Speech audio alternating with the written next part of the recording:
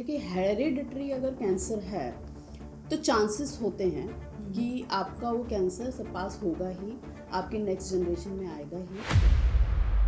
तो आप बताना चाहेंगे कि ये ब्रेस्ट कैंसर क्या होते हैं? जी जी, ब्रेस्ट कैंसर आजकल बहुत प्रोमिनेंट हो गया है और ऐसा नहीं है कि फीमेल्स में ही होता है, मेल्स में भी होता है। अगर मैं कहूँ इंडिया में 25 लोगों में 25 लेडीज़ में किसी एक लेडी को कैंसर होता है।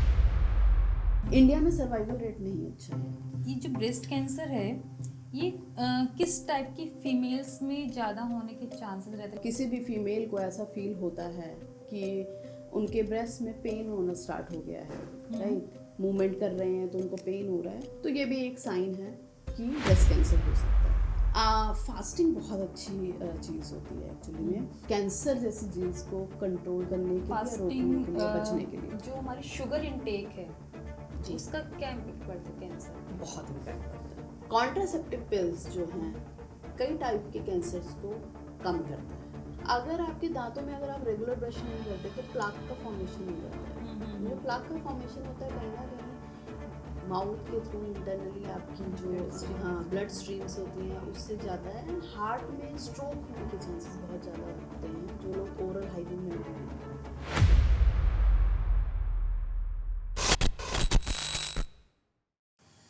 नमस्कार दोस्तों, आपका स्वागत है हमारे चैनल गोला टॉक्स में। और एक बार फिर से हम आपके लिए लेकर आए हैं बहुत महत्वपूर्ण जानकारी regarding cancer and breast cancer.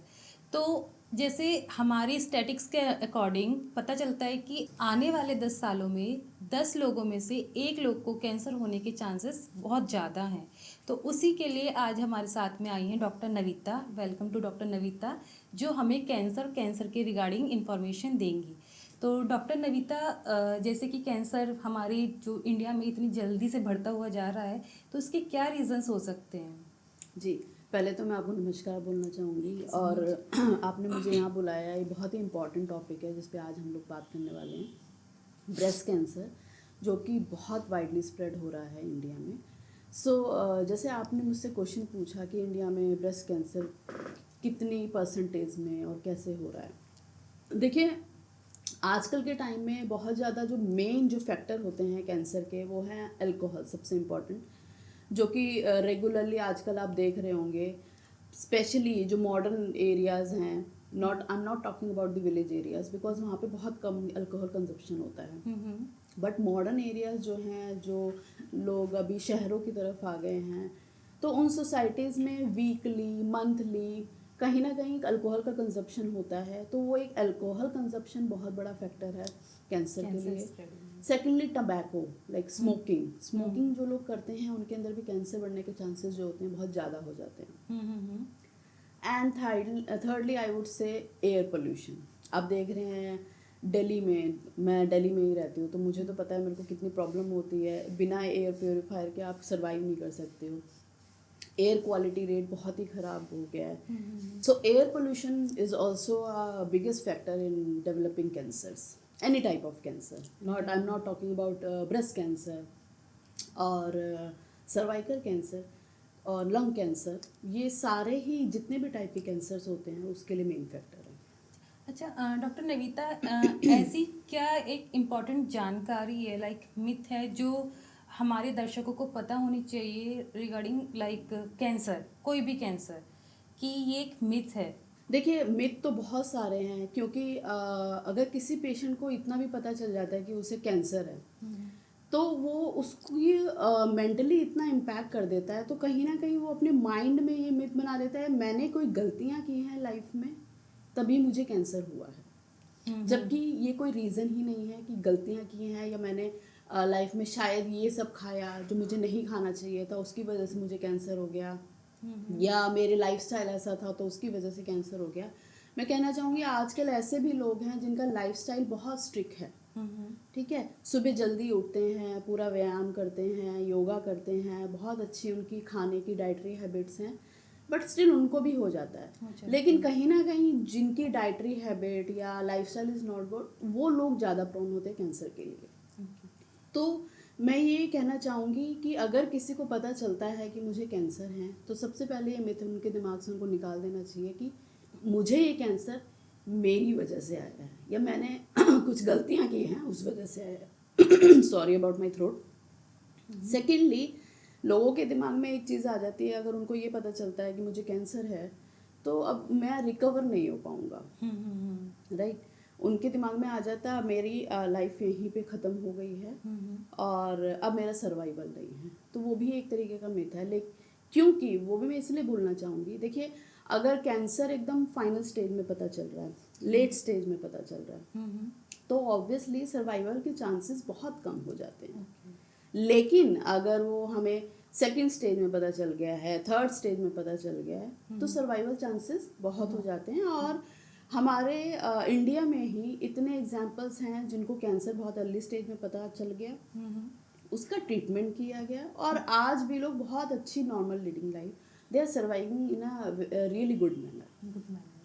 अच्छा, ऐसा भी होता है कि लाइक ये जो कैंसर होता है ये हेरिडिटरी होता है। जी, अगर हमारी ग्रैंड मदर को कैंसर है, सपोज कर उनको सर्वाइकल कैंसर है, तो कितने % चांसेस हैं कि उनकी जो ग्रैंड डॉटर हैं या जो उनकी जनरेशन है उसमें सिर्फ सर्वाइकल कैंसर होगा या कोई और भी कैंसर हो सकता है, like breast cancer, lung cancer, like any form of cancer? Right. देखिए बहुत इंपॉर्टेंट क्वेश्चन है। देखिए हेरिडिटरी अगर कैंसर है तो चांसेस होते हैं कि आपका वो कैंसर सरपास होगा ही, आपकी नेक्स्ट जनरेशन में आएगा ही। और ऐसा नहीं है कि अगर जो ग्रैंड मदर है उनको ब्रेस्ट कैंसर है तो नेक्स्ट जनरेशन में ब्रेस्ट कैंसर ही आएगा। बस चांसेस ज़्यादा हो सकते हैं अगर नेक्स्ट जनरेशन में जो कैंसर आ रहा है वो ब्रेस्ट का हो। और ऐसा भी होता है कि नेक्स्ट जनरेशन में आया, उसकी नेक्स्ट जनरेशन में किसी को कोई प्रॉब्लम भी ना हो, ओके। कि वो अपना लाइफस्टाइल बहुत अच्छे से फॉलो कर रहे हैं और नेक्स्ट जनरेशन में था और उसकी नेक्स्ट जनरेशन में नहीं हुआ, बल्कि इवन उनकी मदर को है इमीडिएट ही जो नेक्स्ट जनरेशन आ रही है उसमें भी कैंसर ना होने के चांसेस हो सकते हैं। बट लेकिन अगर हेरिडिटरी होता है तो ये लगा लीजिए 10 में से 8% चांसेस हो सकते हैं कि किसी भी टाइप का कैंसर नेक्स्ट जनरेशन में आ सकता है और 2% चांसेस ऐसे हैं कि नहीं भी जाएगा किसी को कैंसर। और समहाउ किसी का लाइफस्टाइल बहुत अच्छा है तो बहुत ही रेयर होता है कि आपका ट्रांसफर भी हो रहा है cancer. It is totally depend on the cell, जो एक ह्यूमन बॉडी का सेल है वो कैसे म्यूटेट करता है उस पर डिपेंड करता है बहुत ज़्यादा। अच्छा, अभी जैसे मीडिया में और बहुत ज़्यादा एक कैंसर है ब्रेस्ट कैंसर, जिसके बारे में बहुत मतलब इंफॉर्मेशन आ रही है, लोगों के बारे में पता चल रहा है कि बहुत बहुत ज़्यादा लोगों में डायग्नोस हो रहा है ब्रेस्ट कैंसर। तो आप बताना चाहेंगे कि ये ब्रेस्ट कैंसर क्या होता है? जी, ब्रेस्ट कैंसर आजकल बहुत प्रोमिनेंट हो गया है और ऐसा नहीं है कि फीमेल्स में ही होता है, मेल्स में भी होता है, मगर जो प्रपोर्शन है वो बहुत कम है मेल्स में। फीमेल्स का प्रपोर्शन जो है वो बहुत ज़्यादा है ब्रेस्ट कैंसर का। और बेसिकली ये ब्रेस्ट सेल्स में कैंसर डेवलप होता है। इनिशियली लंप बनना स्टार्ट होता है, जो कि लंप में जो सेल्स होते हैं उनका म्यूटेशन होता है, पॉलिफ्रेट करते हैं और वो धीरे धीरे स्प्रेड होना शुरू कर देते हैं। तो लेकिन ये होता है कि लंप अगर बहुत छोटा भी आपको लग रहा है, चाहे पेनफुल लंप है चाहे पेनलेस लंप है, तो अगर लेडी रेगुलर एग्जामिनेशन करेंगी, अगर वो आइडेंटिफाई करेंगी तो कहीं ना कहीं इनिशियल स्टेज में आपको पता लग सकता है कि नॉर्मल लंप है या फिर कैंसरस लंप है। तो जैसे आपने बताया कि एग्जामिनेशन, तो what is the right way of the like self examination? अगर जो फीमेल्स हैं उनको ये कितना रेगुलरली सेल्फ एग्जामिनेशन करना चाहिए, लाइक फॉर सेल्फ हेल्प? जी। देखिए सेल्फ एग्जामिनेशन बहुत ही इम्पॉर्टेंट है हर फीमेल के लिए। मैं ये कहूँगी कोई भी फीमेल आफ्टर 20 जिनके पीरियड स्टार्ट हो गया है, इवन बिफोर आफ्टर 15 और पीरियड स्टार्ट हो गए हैं और ब्रेस्ट डेवलपमेंट हो गया है, वो तो बहुत अर्ली एज हो जाती है। 20 तक में ये रहता है कि 20 के बाद आपको ब्रेस्ट एग्जामिनेशन करना ज़रूरी होता है। बहुत फ्रीक्वेंट करने की ज़रूरत नहीं है। आप मंथ में एक बार कर लीजिए, क्योंकि देखिए मैं आपको ही बोलूँगी, फ्रीक्वेंट मैं इसलिए नहीं बोल रही हूँ कि फ्रीक्वेंट में आप नोटिस नहीं कर पाते हैं चीज़ों को। जैसे कि आप मुझसे ही मिल रहे हैं, ठीक है, आपने मुझे आज देखा, मेरे हेयर ग्रोथ को देखा, नेक्स्ट डे देखा, या मेरा वेट गेन देखा, नेक्स्ट डे देखा तो आपको बहुत सिमिलर लगेगा, 2 दिन बाद देखा फिर सिमिलर लगेगा। लेकिन अगर आप मुझे 1 महीने बाद देखेंगे तब नोटिस हाँ तो आप मेरे में नोटिस करेंगे या ये पतले हो गए हैं या ये मोटे हो गए। अगर आप बहुत ही कम डिफरेंस में देखेंगे तो नहीं पता चलेगा। इसी तरीके से अगर समहाउ कोई फीमेल को थोड़ा छोटा सा लंप नजर आता है, वो उसको रेगुलर चेक कर रहे हैं, तो उनको लगेगा अरे कल भी इतने साइज का था, आज भी इतने साइज का, तो वो आइडेंटिफाई नहीं कर पाएंगे। लेकिन अगर उनको आज लगा, थोड़े दिन वेट करें, 15 दिन बाद दोबारा चेक करें, अगर उसके साइज में कुछ भी डिफरेंस है, क्योंकि 15 डेज में 20 डेज में आपको डिफरेंस पता चल जाएगा, वो बड़ा हो रहा है तो ये समस्या है, तो उनको जरूर फिजिशियन को कंसल्ट करना चाहिए। यहाँ ये मैसेज मैं देना चाहूँगी हमारे दर्शकों को, स्पेशली फॉर फीमेल्स को, कि एटलीस्ट मंथ में ये ब्रेस्ट सेल्फ एग्जामिनेशन जरूर करना चाहिए। इससे क्या होता है कि आप अवेयर रहते हो कि आपकी बॉडी ठीक है, ये किस तरीके से चल रही है। ठीक है, बहुत बार होता है कि हम ये मतलब इस टाइप के जो टॉपिक्स होते हैं हम किसी से डिस्कस नहीं कर सकते एंड थोड़ी हिचक फील करते हैं। जी। तो ये भी एक रीज़न है कि इंडिया में, क्योंकि फैमिली के साथ लोग इतने खुल के नहीं रहते, ठीक है, बहुत कम फैमिलीज में ओपन होते हैं। तो क्या ये भी एक रीज़न है कि इंडिया में चीज़ें बहुत ज़्यादा बढ़ती जा रही हैं, चांसेस हैं, क्योंकि वहाँ ये एक नॉलेज स्प्रेड नहीं हो रही है फीमेल्स के लिए कि हमें सेल्फ एग्जामिनेशन भी करना चाहिए। Right, yes. इंडिया में ऑब्वियसली थोड़ा ज़्यादा है, क्योंकि इंडिया का कल्चर थोड़ा डिफरेंट है। इंडिया में आपको सिखाया जाता है, तहजीब सिखाई जाती है, तमीज़ सिखाई जाती है, और फीमेल्स किसी भी चीज़ को, स्पेशली जो प्राइवेटली जो चीज़ें होती हैं, उनको एकदम अपफ्रंट में रखना ऐसे नहीं रख देते हैं। वेस्टर्न कल्चर थोड़ा सा डिफरेंट है, वहाँ पे इन सब बातों को बहुत ओपनली बोला जाता है।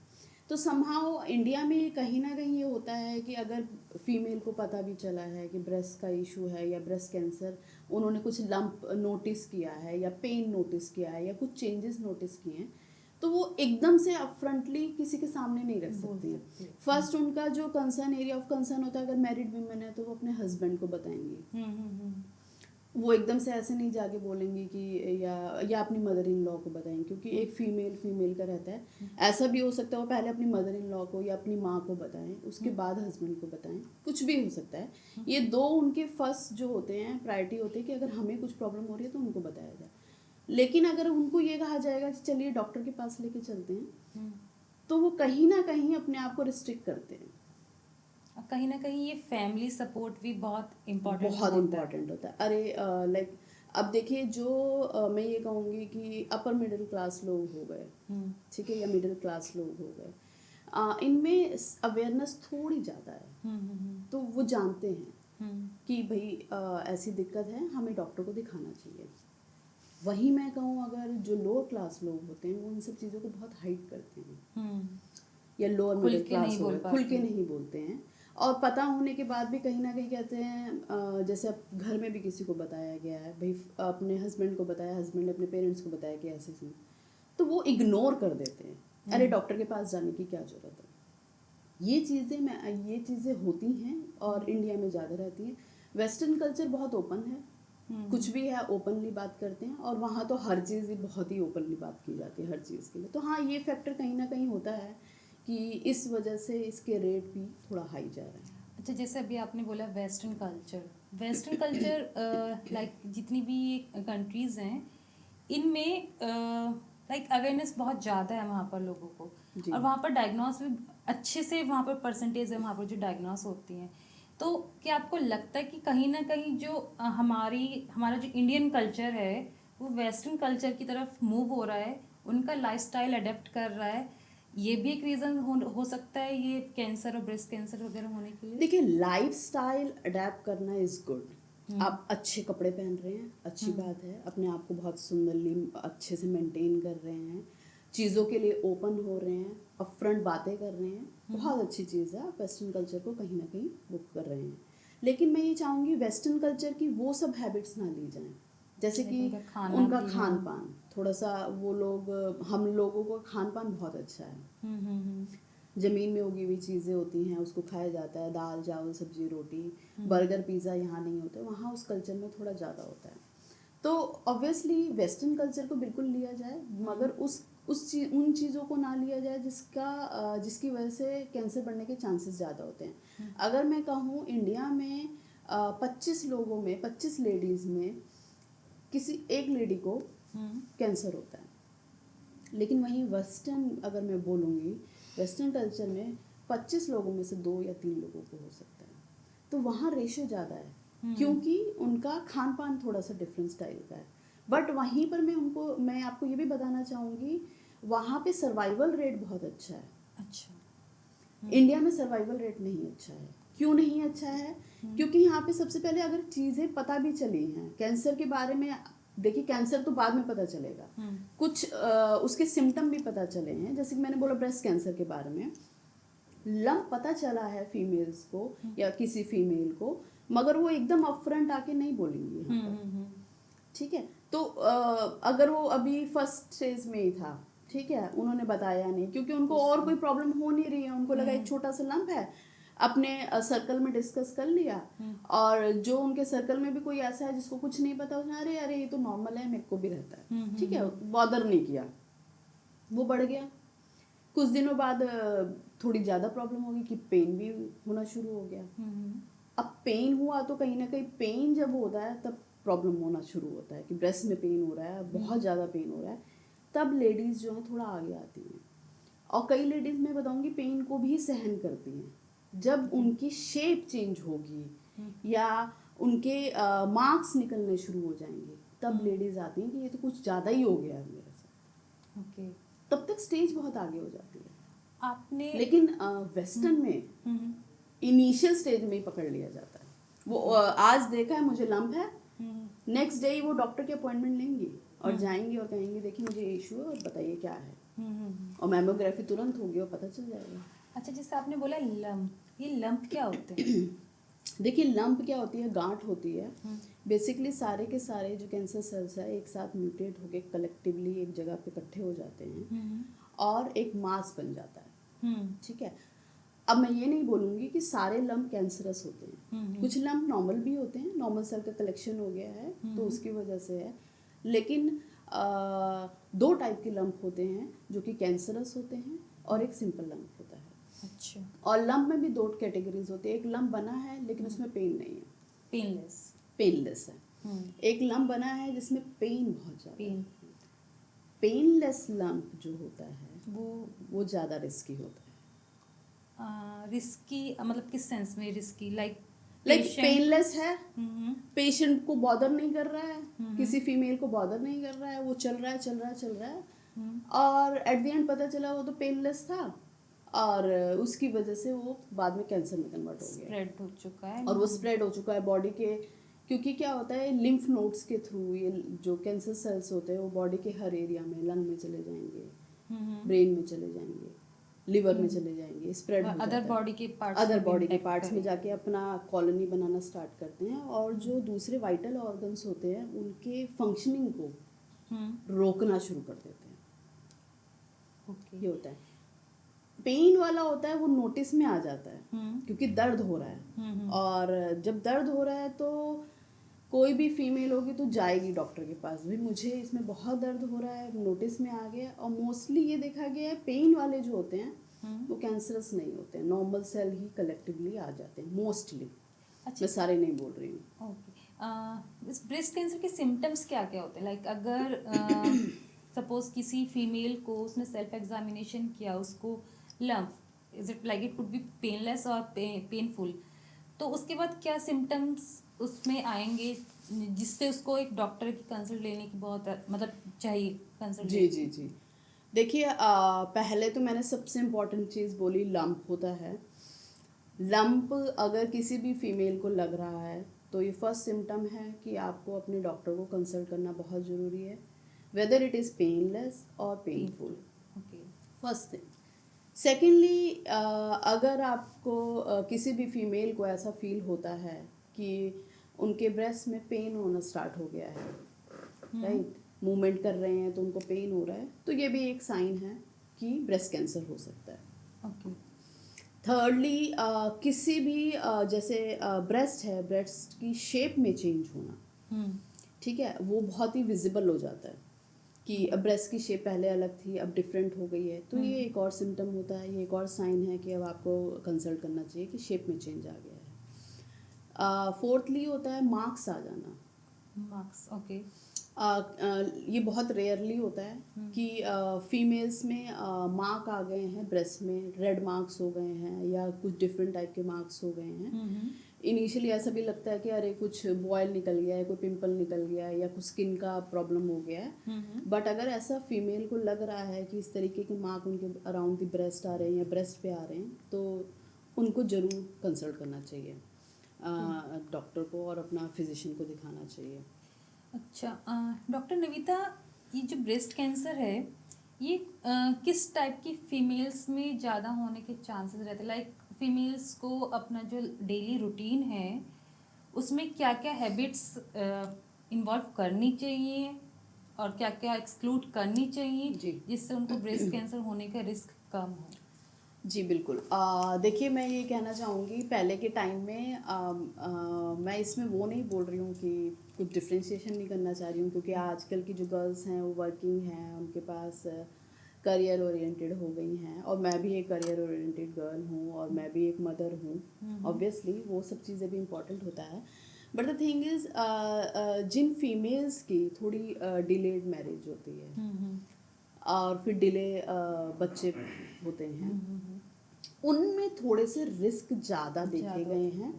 मैं ये नहीं कह रही कि उन्हीं में ही होता है, रिस्क ज़्यादा देखे गए हैं। या ऐसी फीमेल्स जिन्होंने बहुत कम ब्रेस्ट फीड कराया है, ठीक है, और सिंगल चाइल्ड है, उसको भी ब्रेस्ट फीड बहुत नहीं कराया है, तो उनमें भी रिस्क ज़्यादा होते हैं। Again I am saying risk ज़्यादा होता है, नॉट सेइंग कि उनको होगा ही होगा, बट चांसेस होते हैं।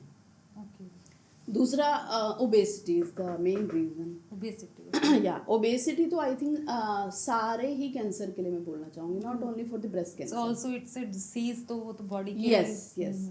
तो ओबेसिटी तो सबसे खराब चीज़ होती है किसी भी कैंसर को ज़्यादा प्रमोट करने के लिए। लाइक अगर बॉडी में नहीं भी है और हल्का सा भी कुछ आ रहा है अभी, तो ओबेसिटी एक होती है, ट्रिगरिंग पॉइंट हो जाती है कि उसकी वजह से और ज़्यादा स्प्रेड हो जाएगा। तो obesity is also the reason.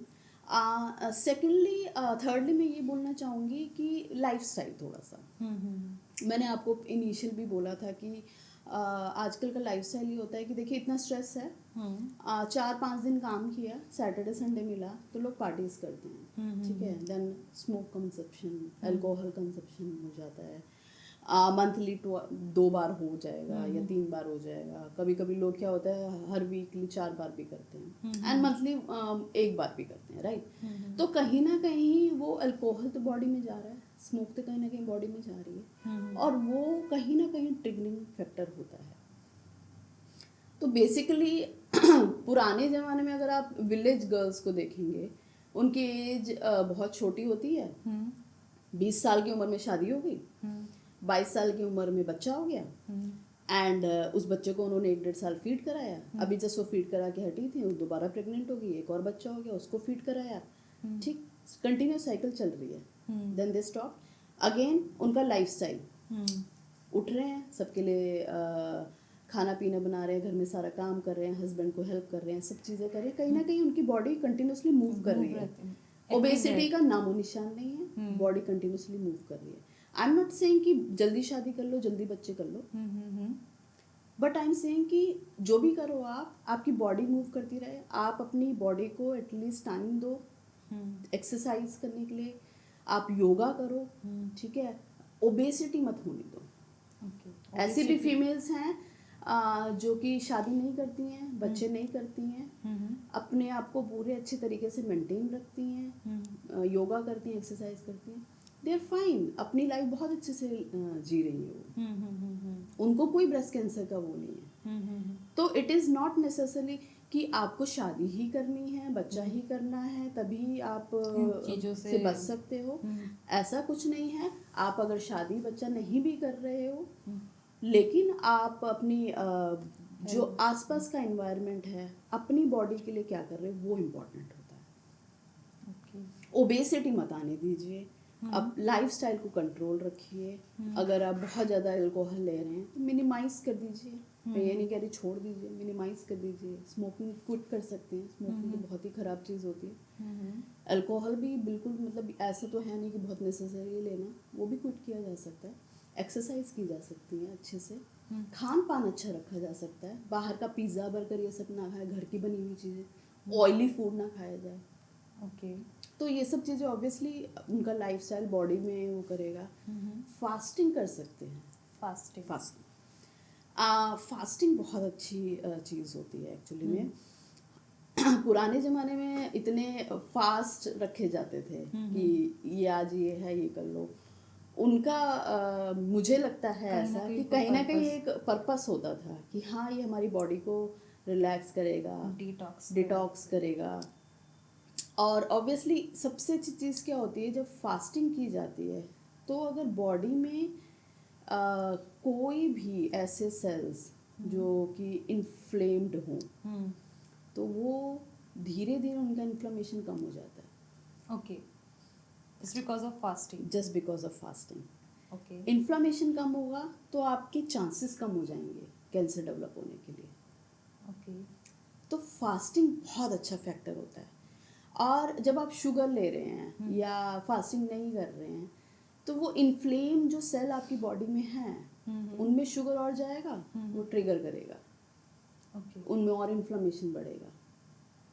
Normal sales में भी जाएगा, उनको भी ट्रिगर करेगा, कहीं ना कहीं उनको वीक कर देगा, तो वो चांसेस बहुत ज़्यादा हो जाते हैं। तो फास्टिंग एक बहुत अच्छा, मतलब मैं ये कहूँगी कि प्रोसेस है कैंसर जैसी चीज़ को कंट्रोल करने के लिए, रोकने के लिए, बचने के लिए।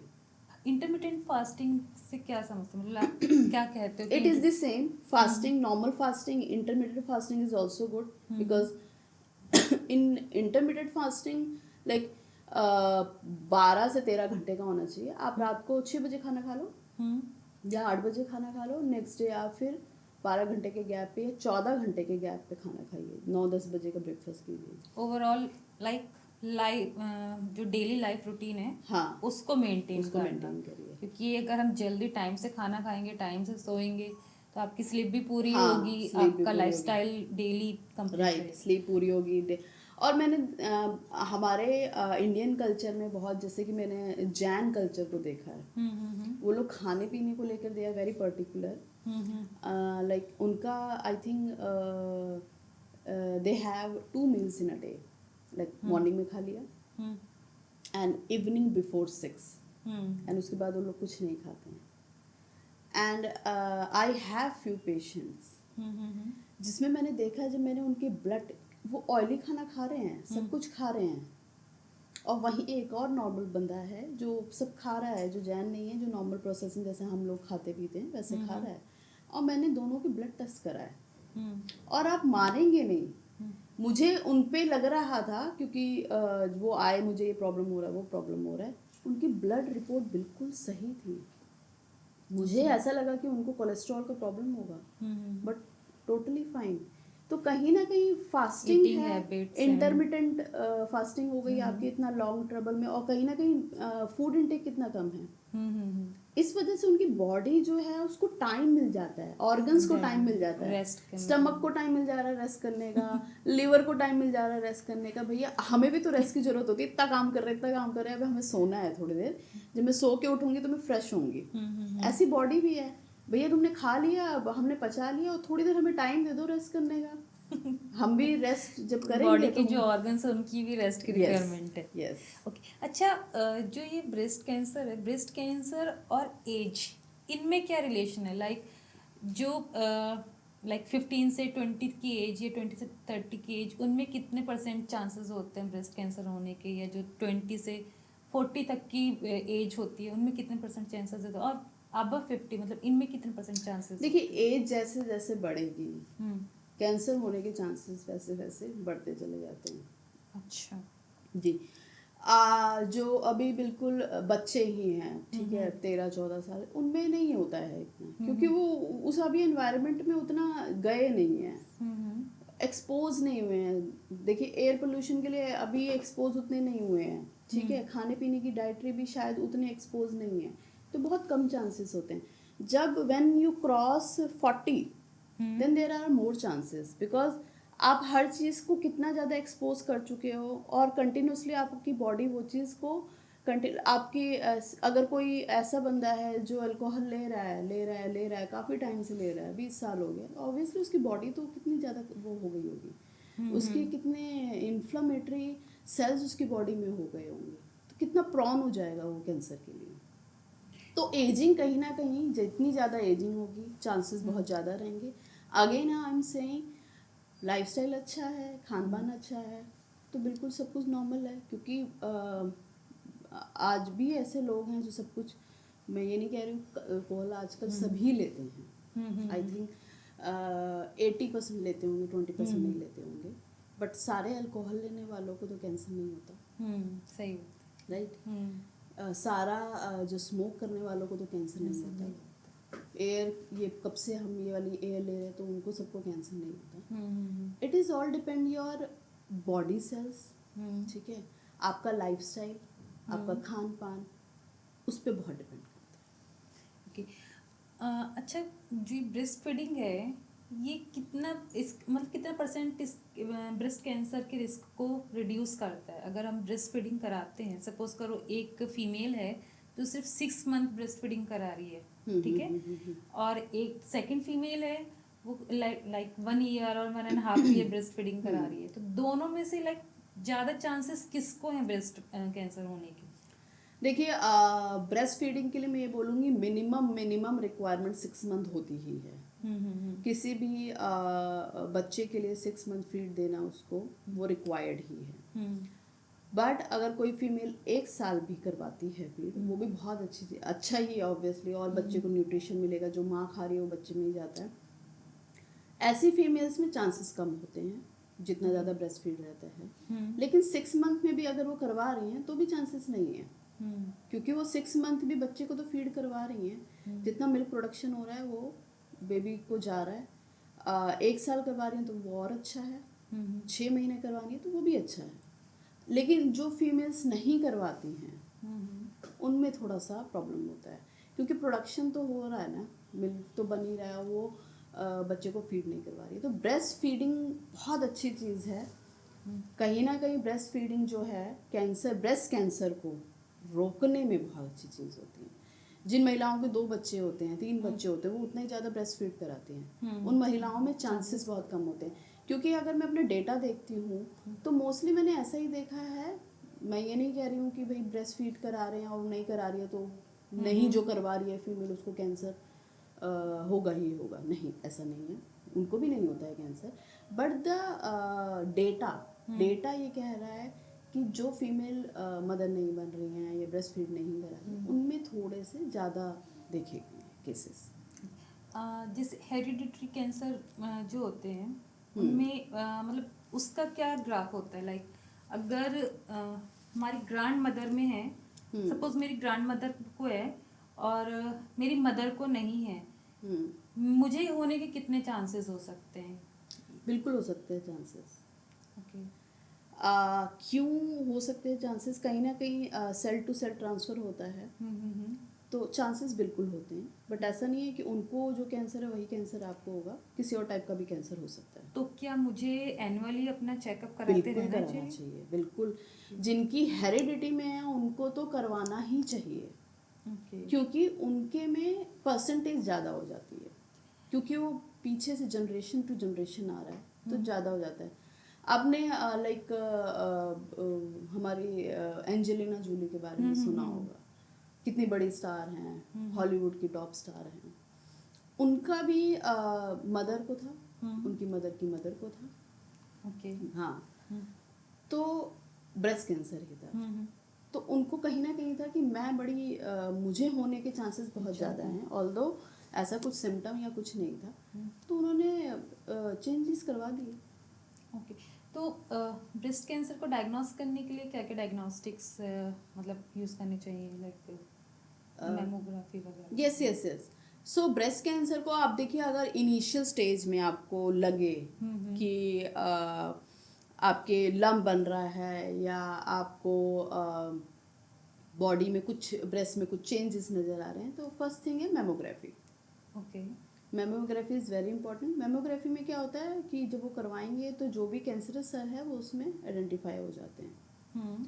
सो mammography is the first thing. Then ultrasound भी होता है, वो ओके। करवाया जा सकता है। हम्म। अल्ट्रासाउंड में भी आजकल पता चल जाता है कि कौन से कैंसर सेल है, क्या है। थर्डली बायोप्सी होती है, ओके। बायोप्सी। थोड़ा सा उसका पोर्शन जो होता बायोप्सी। है, ओके। हाँ, निकाल के अगर लंप बना है या कुछ बना है तो उसका थोड़ा सा जो पोर्शन है उसको निकाल के और उनके सेल्स को रीड किया जाता है और देखा जाता है नॉर्मल सेल है या कैंसरस सेल है। एंड व्हेन यू लाइक ऐसे भी सिनेरियो पैट स्कैन भी होता है जो कि नॉर्मली जब कैंसर ही हो जाता है तभी किया जाता है, बट उसमें क्या होता है कि ग्लूकोज को इंजेक्ट किया जाता है बॉडी में, अच्छा। पैट स्कैन में। ओके। अब वो जैसे ग्लूकोज बॉडी में जाएगा तो जो भी सेल जितना ज़्यादा शुगर एब्जॉर्ब करेंगे तो वो जो सेल्स हैं वो कैंसर सेल्स। हाँ, उनमें कैंसर होने की भी चांसेस ज़्यादा हैं और वो कैंसरस सेल है। और जो नहीं एब्जॉर्ब करेंगे they are normal cell. Okay. तो पैट स्कैन बहुत ही विजिलेंट होता है या पैट स्कैन बहुत ही रिलायबल होता है कि हाँ भाई इस सेल्स में या इस एरिया में कैंसर होने की ज़्यादा, क्योंकि वो पर्टिकुलर एरिया में सेल वो इंजेस्ट कर लेता है, जो शुगर जो है उसको एब्जॉर्ब कर लेता है। अच्छा। तो वो आपको अगर एरिया वाइज देखना है तो पैट स्कैन इसको। अच्छा, जैसे आपने बताया मेमोग्राफी, लाइक मेमोग्राफी होता क्या है और इसके क्या क्या रिस्क होते हैं? देखिए, मेमोग्राफी तो ऑब्वियसली रेज ही होती हैं जो कि डाली जाती हैं। बहुत फ्रीक्वेंट कराएंगे तो थोड़ा सा होता है कि बहुत ज़्यादा फ्रीक्वेंट है तो थोड़ा बहुत रेज है तो हल्का फुल्का साइड इफेक्ट, बहुत ज़्यादा नहीं रहता, हल्का फुल्का साइड इफेक्ट रहता है। एंड बेसिकली उनमें रहता है जिनको बोन से रिलेटेड इशू रहता है, जो अच्छे से कैल्शियम खा रहे हैं, सब खा रहे हैं, बॉडी अच्छी है, उनमें बहुत कम चांसेस होते हैं। तो मेमोग्राफी सेफ करवाई जा सकती है। बट जो फीमेल ऑस्टियोपोरोटिक होती हैं, ऑस्ट्रोमलेशिया है या कुछ है, उनमें करवाएं, वो ऐसा नहीं है, उनके लिए भी सेफ ही है ये, बट समहाउ बहुत फ्रीक्वेंटली ना करवाएं। ओके। आप क्या रिकमेंडेड करते हो कि मेमोग्राफी किस एज में करानी चाहिए और कितने गैप के बाद करानी चाहिए? देखिए, मैं तो यही करूँगी कि 20-22 साल के बाद आप करवाना शुरू कर दिया है, जो भी फीमेल्स है करवाना शुरू कर दे, और मेरे हिसाब से ईयरली एक बार भी करवाएंगे तो कोई दिक्कत नहीं है। ओके। 2 साल में एक बार, ईयरली एक बार, क्योंकि कहीं ना कहीं 1 साल में भी कराएंगे तो आपको कुछ आइडिया हो जाता है। आप 2 साल बाद दोबारा करा रहे हैं, 1 साल बाद दोबारा करा रहे हैं तो कोई इशू नहीं, करवाया जा सकता है। और एज सच कोई बहुत ज़्यादा साइड इफेक्ट नहीं होते, it is safe. But somehow कुछ कुछ चीज़ें ऑब्वियसली आपकी बॉडी में कुछ रेस डाली जा रही है तो कहीं ना कहीं तो थोड़ा तो इम्पैक्ट रहता ही है। अच्छा डॉक्टर नवीता, एक हमारी इंडियन सोसाइटी में एक मिथ है कि आफ्टर पेट स्कैनिंग जी। पेशेंट की डेथ हो जाती है आफ्टर 2 मंथ्स और 3 मंथ्स, तो ये एक फैक्ट है या मिथ है? मतलब कहाँ तक इसमें सच्चाई है? देखिए, मैं तो यही बोलना चाहूँगी कि ये मिथ ही है। अगर पेशेंट की डेथ हो जाती 1 या 2 महीने बाद तो ये पैट स्कैन बनाया है क्यों गया है, फर्स्ट ऑफ ऑल, ठीक है। कोई भी मेमोग्राफी हो गई, पैट स्कैन हो गए, ये सब टेस्टेड होते हैं, ठीक है। तो it is totally a myth कि भैया मेरे पेशेंट ने करवाया, कैंसर पेशेंट ने, और 2 महीने बाद डेथ हो गई just because of PET scan. It is not because of PET scan. Somewhere in his और हर बॉडी कुछ ऐसे सेल्स होंगे जो ज़्यादा ट्रिगर हो गए होंगे, उसकी वजह से डेथ हो गई। बट पैट स्कैन नहीं होता है, because PET scan is something radio active, जो आपका ग्लूकोज होता है वो इंजेक्ट किया जाता है, that is not harmful, that is very safe. Okay. और मैंने आपको बताया कि जो सेल्स होते हैं उनमें एब्जॉर्ब कर लेता है। तो अभी तक जो भी हमारा जो रिकॉर्ड है या मैं जितने भी स्टैटिस्टिक्स हैं उसके हिसाब से आई हैव नेवर सीन कि पैट स्कैन की वजह से डेथ हुई। डेथ का रीज़न पैट स्कैन इसलिए हो जाता है क्योंकि कभी कभी क्या होता है, पैट स्कैन कराया इमिडिएटली कुछ टाइम पे पेशेंट को, ऑब्वियसली वो एडवांस स्टेज में है ही ऑलरेडी पेशेंट, तो बॉडी में इतने ज़्यादा चेंजेस हो रहे हैं तो उसकी वजह से डेथ हो गई, ओके। सेल्स ट्रिगर होने की वजह से। But PET scan can not be the reason for the death. अच्छा, ब्रेस्ट कैंसर के लिए क्या क्या ट्रीटमेंट्स दिए जा सकते हैं और हमारे इंडिया में मतलब वैक्सीनेशन पे कहाँ तक पहुँचे हैं लोग? जी, देखिए, ब्रेस्ट कैंसर में आजकल लोग ब्रेस्ट कैंसर के ट्रीटमेंट के लिए इसलिए नहीं जाते हैं कि देखिए फर्स्ट कहीं ना कहीं ये मिथ है, ये भी मैं बताना चाहूँगी। अरे मुझे तो ब्रेस्ट कैंसर हो गया है, कोई पेशेंट बोल रहा है मुझे ब्रेस्ट कैंसर हो गया, अब मेरा ब्रेस्ट रिमूव कर दिया जाएगा। ओके। और ऑब्वियसली फीमेल्स के लिए कहीं ना कहीं होता है कि ब्यूटी साइन होता है, नरिश करती है अपने बेटे को, बच्चों को फीड ब्रेस्ट से कराया जाता है। तो ये एक बहुत इम्पॉर्टेंट पार्ट है ब्रेस्ट जो हो गया एक फीमेल के लिए। एंड जब किसी फीमेल को ऐसा लगता है कि मुझे ब्रेस्ट कैंसर हो गया है, तो ऑब्वियसली उनके दिमाग में मिथ आता है कि ब्रेस्ट कट जाएगा और फिर मेरी बॉडी कैसी रह जाएगी। बट मैं आपको ये बताना चाहूँगी, अब जो आपने मेरे से पूछा क्या क्या ट्रीटमेंट रहते हैं, तो ब्रेस्ट कैंसर में ऐसे ट्रीटमेंट होने लगे हैं। अगर ब्रेस्ट को रिमूव भी किया जाता है, वो भी एंटायरली अगर देखा जाता है कि काफ़ी एरिया में कैंसर हो गया है, तो मेसेक्टेमी की जाती है, बट उसी की सेम टाइम पे रिकंस्ट्रक्शन हो जाता है। ओके। ब्रेस्ट रिमूव हुआ और सेम टाइम पे ही उसको कंस्ट्रक्ट कर दिया। सेकेंडली क्या होता है कि भाई ब्रेस्ट कैंसर हुआ, अगर बहुत एडवांस स्टेज नहीं है, बहुत छोटे से पोर्शन में कहीं हो, तो उस पोर्शन का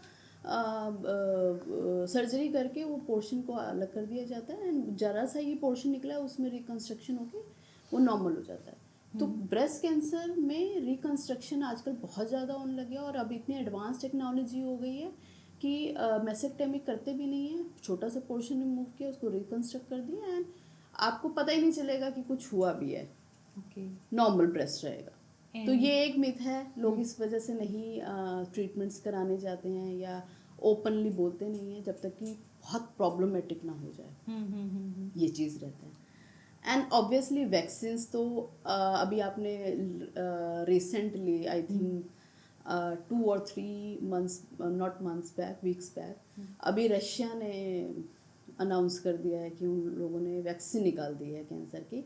दे have not specified the particular disease और particular cancer, but they have specified कि उन्होंने कैंसर की वैक्सीन निकाल दी है, and they will introduce it free of cost in Russia. And I think जब रशिया में इंट्रोड्यूस होगी, ऑब्वियसली अगर बताया तो टेस्टिंग होगा, वेरीफाइड होगी, और उसके बाद अगर देखेंगे कि चांसेस बहुत कम हो गए हैं या कुछ है, तो इंडिया में भी आने के चांसेस हो सकते हैं। बट इंडिया के आने के चांसेस अभी I am not sure, but the thing is they have developed a vaccine जो कि कैंसर को फाइट करेगा। सर्वाइकल कैंसर का तो आप जानते ही हैं, पहले से ही वैक्सीन है, और HPV जो उसका रहता है जो कैंसर, सो उसका तो पहले से वैक्सीन आ गया। वो तो ऑलरेडी बोला ही जाता है कि 20 साल के बाद की जो महिलाएं हैं वो वाला वैक्सीन ले लें तो सर्वाइकल कैंसर के चांसेस कम होते हैं। And what about chemotherapy? देखिए कीमोथेरेपी ऑब्वियसली जब किसी पेशेंट को कैंसर डायग्नोज हो गया है तो कीमोथेरेपी की जाती है। और देखिए कीमोथेरेपी के साइड इफेक्ट तो बहुत होते हैं बॉडी में, बट कीमोथेरेपी के साथ साथ इम्यूनोथेरेपी भी दी जाती है। अच्छा। देनी बहुत ज़रूरी है, क्योंकि क्या होता है पहले नहीं होता था ऐसा। कीमोथेरेपी दी जाती थी, बहुत ज़्यादा बॉडी में हो जाता था, हेयर फॉल हो रहा है बहुत, आईब्रो में बाल नहीं रहेंगे, आपकी आई लैशेज चली जाएंगी, सब जगह बाल बिल्कुल चले जाते हैं कीमो में, और कहीं ना कहीं इम्यून कॉम्प्रोमाइज बॉडी हो जाती है। तो एडवांस थोड़ी सी जब वो हुई तो उसमें ये भी सोचा गया कि इम्यूनोथेरेपी देनी चाहिए जिससे कि इम्यून सिस्टम स्ट्रांग रहे बॉडी का। पेशेंट थोड़ा वीक हो जाता है तो इन्फेक्शन होने के चांसेस कम हो जाते हैं। तो कीमोथेरेपी के साथ साथ इम्यूनोथेरेपी दोनों चलाई जाती हैं, एंड दोनों ही साथ साथ में simultaneously at the same time work करती हैं। तो कहीं ना कहीं बॉडी को उस लेवल का डैमेज नहीं होता है और उस लेवल की समस्या नहीं होती है। जो हमारी शुगर इनटेक है जी, उसका क्या इम्पैक्ट पड़ता है कैंसर पे? बहुत इम्पैक्ट पड़ता है। देखिए पहले के ज़माने में ये होता था बच्चे को अरे शुगर दो शुगर दो शुगर दो, हमारे पेरेंट्स हो गए और उनके पेरेंट्स हो गए, तो हमने तो यही सुना है बच्चे को जब तक शुगर नहीं दोगे अरे उसमें एनर्जी कहाँ से आएगी। देखिए जो भी हम खाते हैं वो एनी हाउ ग्लूकोज में ही कन्वर्ट होता है। शुगर एक ऐसी चीज़ है जिसमें बहुत ज़्यादा लेवल में ग्लूकोज कन्वर्ट होता है, और sugar is not good for your health at all. मैं अपने बच्चे को, मेरा बच्चा अभी 4 साल का है, मैंने उसको बचपन से शुगर दी ही नहीं है, बट ऐसा भी नहीं कर सकती मैं बेचारे को शुगर का टेस्ट ही ना डेवलप कराऊँ। तो वीकली एक बार मैं ज़रूर उसको देती हूँ, कुछ भी मीठा दे दिया, but I will always suggest to avoid sugar. Because sugar जैसे ही बॉडी में जाती है, जैसे कि मैंने आपको बताया पैट स्कैन में क्या होता है, वही इंट्रोड्यूस किया जाता है और सेल एब्जॉर्ब कर लेता है। इसी तरीके से शुगर क्या होती है, जो आपकी बॉडी के अंदर जितने भी इन्फ्लामेटरी सेल्स होते हैं ना, उनको जाके ट्रिगर करेगा। नॉर्मल सेल को भी ऑब्वियसली ट्रिगर करेगा, और इन्फ्लामेटरी सेल तो बहुत ज़्यादा ट्रिगर करेगा, तो आपकी इम्यून कॉम्प्रोमाइज बॉडी हो जाएगी। आपको जल्दी जल्दी खांसी जुकाम कोई भी प्रॉब्लम्स जो होंगी वो जल्दी जल्दी होंगी। तो शुगर अपनी डाइट से निकालना इज़ वेरी इंपॉर्टेंट। आप भी बहुत लोग शुगर को बहुत ज़्यादा वो करते हैं, तो ये है कि वीक में 1 बार ले लें, 2 बार ले लें। जितना आपका इंटेक कम होगा, शुगर इंटेक कम होगा, उतने चांसेस कम होंगे कोई भी डिजीज़ होने के, नॉट ओनली कैंसर, कोई भी डिजीज़ होने के चांसेस कम होंगे। आप इतना फ्रीक्वेंट बीमार भी नहीं पड़ेंगे। डॉक्टर नविता, जैसे किचन वो हमारी फैमिली में मतलब एक बहुत इम्पोर्टेंट रोल प्ले करता है, हमारा जो किचन होता है जी। तो कौन सी कुकिंग ऑयल्स होते हैं जो हमें यूज़ करने चाहिए? जैसे बहुत से लोग कहते हैं कि ऑलिव ऑयल यूज़ करो, बहुत से कहते हैं मस्टर्ड ऑयल यूज़ करो, तो कौन सी ऑयल हमें यूज़ करनी चाहिए जो हमारी जो कैंसरजेनस सेल्स होती हैं उनका डेवलप होने के चांसेस कम हो? देखिए, सबसे अच्छी चीज़ जो होती है, आई नो घी की बात कर रही हूँ, काऊ घी की, गाय का जो घी होता है वो सबसे बढ़िया चीज़ होती है। आप अगर गाय का घी रेगुलरली कंज्यूम करते हैं तो मैं उसमें बोल सकती हूँ कि चांसेस बहुत कम हो सकते हैं। क्यों, रीज़न देती हूँ मैं। काऊ घी में विटामिन ई, ए, के 3 चीज़ें होती हैं, और एक CLA करके उसमें प्रेजेंट होता है काऊ घी में, जो कि क्या करता है, जितने भी जो सेल्स हैं, जो इन्फ्लामेटरी सेल्स होते हैं, उन पे एक्ट करता है और उनकी इन्फ्लामेशन को कम करता है। तो cow ghee is very effective. आपकी बॉडी को बहुत अच्छे से मेटाबोलाइज करेगा, कैंसर के रिस्क को काऊ घी बहुत कम करता है। घी के बारे में बात कर रही हूँ। दूसरा, घी घर में भी बनाया जाता है। अच्छा। मलाई इकट्ठी की जाए, मेरे घर में तो घर में बनाती हूँ मैं, और अगर वो ख़त्म हो जाता है तो मैं काऊ घी मंगाती हूँ। अच्छा। हाँ, क्योंकि मेरे को कहीं ना कहीं पता है कि काऊ घी में एंटी इन्फ्लामेटरी कंटेंट्स होते हैं, जो कि फैटी एसिड होता है उसके अंदर बहुत सारा, ए है, विटामिन के है, ई है, तो ये ऑब्वियसली कम करेगा इन्फ्लामेशन को। तो cow ghee is the best thing. Then you can use your homemade ghee, घर में आप बना सकते हो। मलाई निकाल के आराम से, रोज़ आप दूध तो लेते ही हैं, फुल क्रीम मिल्क लीजिए, उसका क्रीम निकाल के रख दीजिए और उससे घी बनाइए, वो भी बहुत अच्छी चीज़ है। सेकेंडली, अगर आप ऑयल्स की बात करते हैं तो ऑयल में आई विल मतलब मैं I will suggest you olive oil लीजिए। ऑलिव ऑयल इज़ गुड, क्योंकि ऑलिव ऑयल में चिपचिपापन कम रहता है, वो भी उसमें भी थोड़े बहुत एंटी इन्फ्लामेटरी फैक्टर्स होते हैं, तो कहीं ना कहीं वो भी अच्छा रहता है। बट अगर आप काऊ घी और घर का बना हुआ घी यूज़ करेंगे, बहुत छोटी अमाउंट में ही डालना, ज़्यादा तेल घी वाली चीज़ें तो अच्छी होती नहीं। 1 चम्मच भी डाल देंगे तो आपके लिए अच्छा रहेगा। कहीं ना कहीं हमारे जो किचन भी है वो भी उससे भी हम प्रिवेंट कर सकते हैं। किचन तो सबसे इम्पोर्टेंट चीज़ है, यही शुगर इंटेक कम हो जाए एंड ऑयल्स। एक्चुअली मैं तो ये बोलूँगी आपको कि शुरुआत ही किचन से होगी किसी डिजीज़ की, और किसी डिजीज़ को रोकने की भी जो अगर शुरुआत होगी वो भी किचन से ही होगी। किचन में क्या बन रहा है, क्या खा रहे हैं, अगर वो अच्छे सेंस में खा रहे हैं, अच्छी मात्रा में खा रहे हैं, तो आपकी बॉडी बिल्कुल सही है। लेकिन अगर आप किचन में ही ऐसी चीज़ें बना रहे हैं, खूब तेल घी डाल के सारी चीज़ें बना रहे हैं, एंटीशंट चीज़ें खा रहे हैं, तो ऑब्वियसली आपकी बॉडी को इम्पैक्ट है। तो किचन तो सबसे वाइटल रोल प्ले करती है किसी भी तरीके की डिजीज में। डॉक्टर नविता, एक होते कॉन्ट्रासेप्टिव पिल्स, जी जी जी, तो इससे लेने से कितने % चांसेस होते हैं कैंसर के? क्योंकि बहुत सी फीमेल्स यूज़ करती हैं, ठीक है, तो इससे कितने बड़े चांसेस बढ़ जाते हैं कि उसको फीमेल्स को सर्वाइकल कैंसर या ब्रेस्ट कैंसर हो जाएगा?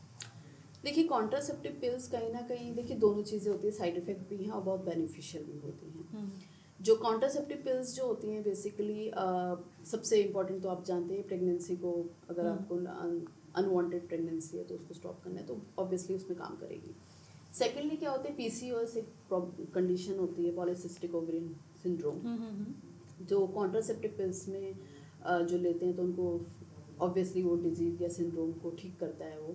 प्लस कोई फीमेल जिनको एक्ने है या इस टाइप के इश्यूज हैं, अगर वो कॉन्ट्रासेप्टिव पिल्स लेती हैं तो वो सारे इश्यूज खत्म हो जाते हैं। Talking about cancer, contraceptive pills जो हैं कई टाइप के कैंसर्स को कम करता है। कम कर हाँ, ये चीज़ बहुत कम लोग जानते हैं बट वो कम करता है। जैसे कि एंडोमेट्रियल कैंसर हो गया आपका, सर्वाइकल कैंसर हो गया आपका, इन सब कैंसर को वो कम करता है जो लोग लॉन्ग टर्म कॉन्ट्रासेप्टिव पिल्स लेते भी हैं। लेकिन at the same time contraceptive pills जो होता है ब्रेस्ट कैंसर को बढ़ाने का रिस्क फैक्टर होता है। कम करेगा वो आपको एंडोमेट्रियल कैंसर को, कोलोरेक्टल कैंसर को, हाई रिस्क करेगा आपका ब्रेस्ट कैंसर। और समहाउ मैंने ये भी देखा है कि सर्वाइकल कैंसर में भी वो थोड़ा सा रिस्क होता है जो कि बहुत ज़्यादा कॉन्ट्रासेप्टिव पिल्स लेते हैं। ओके। तो देखिए, और साइड इफेक्ट तो आपको पता ही है, मूड स्विंग्स होना, हेडेक होना, वॉमिटिंग होना, ये सब साइड इफेक्ट्स होते ही हैं। बट कहीं ना कहीं कॉन्ट्रासेप्टिव पिल्स अच्छी भी हैं और कम सेंस में खराब है, तो it is good to take contraceptive pills. Okay. And oral hygiene किस तरीके से इम्पैक्ट डालती है हमारी बॉडी पे, हमारी जो ऑर्गन्स होती हैं, और किस तरीके से कैंसर को के चांसेस बढ़ते हैं अगर जी। आपकी ओरल हाइजीन मेंटेन ना हो तो? ओरल हाइजीन बहुत इम्पॉर्टेंट चीज़ है और अगर आप आपका ओरल हाइजीन आप मेंटेन रखते हो तो आप बहुत सारे डिजीज से बच सकते हो, स्पेशली हार्ट डिजीज से बच सकते हो। Heart disease, yes. देखिए, कहीं ना कहीं अगर आपके मुंह में जब आप क्लियरली रेगुलरली ब्रश नहीं कर रहे हो, स्पेशली रात में ब्रश करना इज़ वेरी इंपॉर्टेंट। आप मॉर्निंग में थोड़ा मिस कर गए, it is fine, but regularly रात को ब्रश कीजिए। आप रात को ब्रश करते हैं तो ऑब्वियसली उस टाइम पे सलाइवा और सब कुछ जनरेट होता है कहीं ना कहीं। अगर आपके दांतों में अगर आप रेगुलर ब्रश नहीं करते तो प्लाक का फॉर्मेशन हो जाता है। जो प्लाक का फॉर्मेशन होता है कहीं ना कहीं माउथ के थ्रू इंटरनली आपकी जो ब्लड स्ट्रीम्स होती हैं उससे जाता है, एंड हार्ट में स्ट्रोक होने के चांसेस बहुत ज़्यादा होते हैं जो लोग ओरल हाइजीन मेंटेन नहीं करते हैं। ओके। सो अपने डेंटिस्ट के पास टाइम टू टाइम विजिट करना। इफ़ यू अगर आप जानते हैं, अगर आपको लग रहा है कि आपके दांतों में प्रॉब्लम है, क्लियर नहीं है, आपकी फाउल ब्रेथ है, प्लाक फॉर्मेशन हो रहा है, रेगुलरली ब्रश नहीं कर रहे, तो आप अपने डॉक्टर के साथ, जो डेंटिस्ट हैं उनके पास ज़रूर विजिट कीजिए। अपने डॉक्टर को जाके बताइए कि ऐसा ऐसा इशू है, वो आपको और अच्छे से बताएंगे कि क्या इम्पोर्टेंस है ओरल हाइजीन की। And I will suggest everyone, दिन में 2 बार ब्रश करना इज़ वेरी इंपॉर्टेंट। कहीं ना कहीं ये आपकी बॉडी के और भी डिजीजेस उसको कम करता है। कार्डियक तो बहुत ही वो हो गया कि स्ट्रोक होने के चांसेस अगर कोई ओरल हाइजीन नहीं मेंटेन करता है। कैंसर के भी चांसेस कम करेगा अगर आपकी ओरल हाइजीन मेंटेन है, क्योंकि आप खा पी अच्छे से रहे हैं, उसके बाद ब्रश कर ले रहे हैं तो आपके मुंह में कहीं पर भी बैक्टीरिया जनरेशन नहीं हो रहा है। दांत में कुछ लगा रहेगा, मुंह में बैक्टीरिया होगा, कहीं ना कहीं आपके गट के थ्रू तो बॉडी में ही जाएगा। और ऑब्वियसली आपको कहीं ना कहीं के कैंसर होने के चांसेस होते हैं। तो ओरल हाइजीन सबसे इम्पॉर्टेंट है किसी भी तरीके के डिजीज से बचने के लिए, और अपने आप आपको खुद भी माउथ में भी आपकी, क्योंकि आपने सुना होगा ओरल कैंसर होता है। हाँ। जो लोग ओरल हाइजीन नहीं मेंटेन करते हैं उनमें चांसेस बहुत ज़्यादा है। ऐसा नहीं है कि स्मोकिंग ही कॉज करेगा ओरल कैंसर। आपकी ओरल हाइजीन भी अच्छी नहीं है ना तो भी कैंसर हो जाएगा। ओके। तो लोग कहते हैं ना, अरे मैं तो बीड़ी पीती नहीं हूँ, मैं तो स्मोकिंग करती नहीं हूँ, मुझे कहाँ से कैंसर होगा। और लेकिन आप अगर बीड़ी नहीं पी रही हैं, स्मोकिंग नहीं कर रही, मगर आप ब्रश भी तो नहीं कर रहे हो, दांत भी तो नहीं दिखा रहे हो आप डॉक्टर को। आप जाइए, दांत दिखाइए, तब तो आप बचे रहेंगे। लेकिन आप ये कह रहे हैं कि मैं बीड़ी सिगरेट नहीं खा रही हूँ, तम्बाकू नहीं ले रही हूँ, तो मेरा वो ओरल कैंसर हो ही नहीं सकता। और अब आप ओरल हाइजीन नहीं मेंटेन कर रहे हो तो कैसे आप बच सकते हैं। लेकिन अगर आप ओरल हाइजीन मेंटेन कर रहे हो और बाकी चीज़ें भी नहीं कर रहे तो आप सेफ हो। Thank you so much doctor Navita इतनी अच्छी जानकारी देने के लिए। और मैं भी अपने दर्शकों से रिक्वेस्ट करती हूँ कि जो भी डॉक्टर नविता ने यहाँ डिस्कस किया, ये इन्फॉर्मेशन दी, अपना लाइफस्टाइल उसके अकॉर्डिंग चेंज करें जिससे आपकी लाइफ एक हेल्दी हो और आपकी जो आने वाली जनरेशन है वो भी हेल्दी हो। Thank you so much.